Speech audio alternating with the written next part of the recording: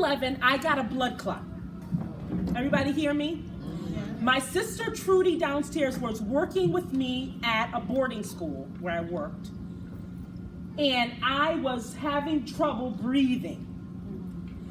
But I didn't know what was wrong with me. Then I would get leg pains. And Trudy was driving me to work. I was having trouble breathing.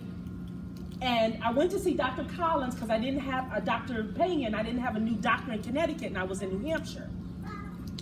And I went to see Dr. Payan, and she told me, this is what I'm thinking. If you keep having trouble breathing, you need to be checked for a blood clot. Well, then I finally got an appointment with Dr. Collins, who has all these great patients. And my first appointment with her, my leg was hurting again. So Dr. Collins said, have you had a check for a blood clot? I said, yes. And she said, I don't care. You are going next door, and you are going to get it checked again for a blood clot. Guess what? I had a blood clot in my left leg that now traveled to my lungs. Dr. Collins, they said, your doctor's on the phone. I'm thinking, which doctor? Because I just started with Dr. Collins. And so Dr. Collins says, you need to go to Hartford Hospital. My mother took me, she was driving me at this point. And so I said all that to say, when we are women that are working, that are trying to keep things afloat, and we don't even stop when we know we don't feel well, right?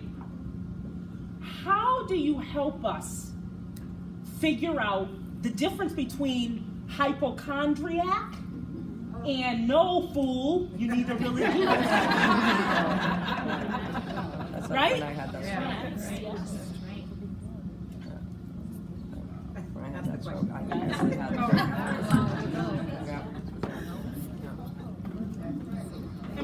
Anybody else have that? Yes. Right down to me. Right, 20 minutes. I think it also goes back to something that one of our panelists said is sort of paying attention to your body. You know, paying attention to, like, you know when your body feels good, right? And when something's different, you know, I think you should not hesitate to ask the question. Whether you're asking your family member, whether you're asking your, physician, go in, ask the question. You know, let your doctor say, you know what, there's nothing wrong with you. Right. You know, it's okay. Right. But as far as, like I said, knowing your body, paying attention, taking those minutes, those 5 minutes every day of, breathing and stopping, and you know your body. You've been with your body for however many years. So pay attention to that, and like I said, just pay attention to when you know that something is wrong. And don't hesitate to ask the question. That's basically what I would say. It's hard to, because a lot of psychological issues like depression, anxiety manifest physically. And so I think, just knowing yourself and knowing if you are stressed or if you are feeling anxious or if you're not sleeping, paying attention to those sort of things in your head. And like I said, ask the question. You have family members, you have people who are around you all the time. So they know you almost as well as, the people who are really close to you, they know you pretty much as well as you know yourself. And I was just going to say, just asking yourself, why can't you take the time? I mean, why can't you take the time if you don't feel well or you know something's not going on? And a lot of these panels were overlapped because I don't know if any of you are leaders in your office, but at the time I was a director of admission, private school, kids needing to pay, needing to be in the office, eating at my desk, always on the road, in a plane, all the symptoms for a potential blood clot. So one morning I woke up and I had a headache. I never have a headache.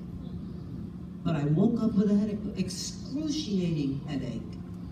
It was New Year's Eve. Find a doctor. I called my doctor. He told me he could not minister to me unless I came in the office. I'll be there in 10 minutes. He sent me to have an X-ray.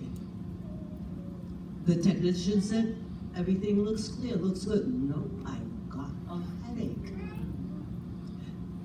and my doctor had already left the office now. It's after 12 o'clock, and everybody's getting ready for the holiday.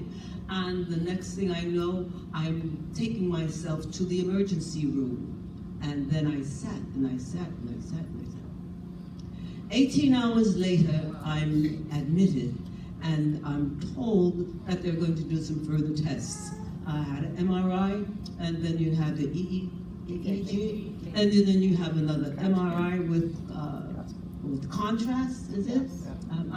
I'm speaking clinically, and I'm not. At the table with the So I stand corrected, but the long and the short is that Shirley was told that she had a stroke. Hear me?